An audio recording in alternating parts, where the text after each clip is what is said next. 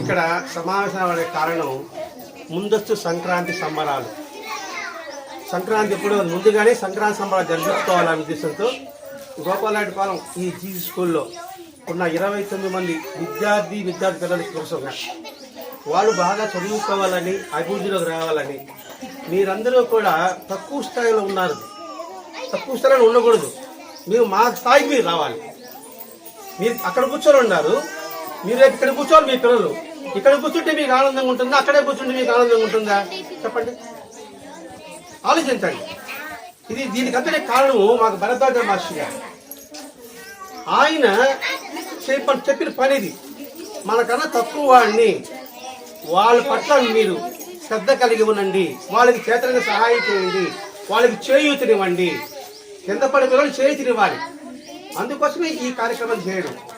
పిల్లలకి బట్టలు తల్లిదండ్రులు కూడా ఎందుకు బట్టలు ఇస్తున్నాం అంటే తల్లిదండ్రులను స్ఫూర్తి రావాలి. మన పిల్లలు బాగా చదువుకోవాలి, మనకి ఇంత చొక్కా ఇచ్చారు, చీరలు ఇచ్చారు, గుడ్డలు ఎందుకు ఇచ్చారు, మన పిల్లల కోసం కదా అనే భావన మీరు నెలకొనాలనేసే ఈ కార్యక్రమంతో చేయడం.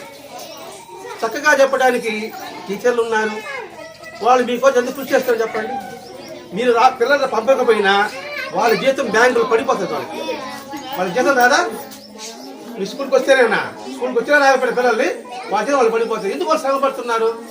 మేము జీతం తీసుకుంటున్నాం, దానికి న్యాయం చేయాలి. అందుకోసం వాళ్ళు తపన పడుతున్నారు. అయితే మీ ఇంటికి ఎందుకు వస్తారండి వాళ్ళు? మీరెక్కడ వాళ్ళెక్కడ ఆలోచించండి. చదువుకున్న వాళ్ళు వచ్చి మీ ఇంటి గడప మీద నిలబడి మీ పిల్లల్ని పంపించంటే వాళ్ళు ఎంత సహనము ఓర్పుతో ఉన్నారని మీరు ఆలోచించండి. మీ పిల్లల భవిష్యత్తు కోసం. పిల్లలు కానీ మీరు చదివించకపోతే పిల్లలంతా జులాయిదారులు అవుతారు. జులాయిదారులు అవి మీ ఇంట్లో ఉండే మీ వస్తువుల్ని తీసుకెళ్ళిపోతారు. చూస్తూనే ఉన్నాం, తల్లిదండ్రులు చంపేస్తున్నారు ఆస్తి కోసంగా, డబ్బుల కోసంగా. అటువంటి జులాయిగా వాళ్ళు తయారు చేయబాకండి. ఈ పిల్లలు ఎంత శ్రద్ధగా చెప్తారు, ఇంగ్లీషు బ్రహ్మాండంగా పోయి చెప్తున్నారు. వాళ్ళని తెలివిని మీరు బయట తీసుకురావాలి. అట్లాగే ఉంచాలని ఏమవుతుందండి? పొయ్యిలో ఆరిపోతున్నప్పుడు ఏం చేస్తారు? దాంట్లో బూడిదని వెదలాలి, చదివే పంట బాగా మండుతుంది. కాబట్టి వెదలడానికి మీరు పిల్లల్ని పంపించాలి.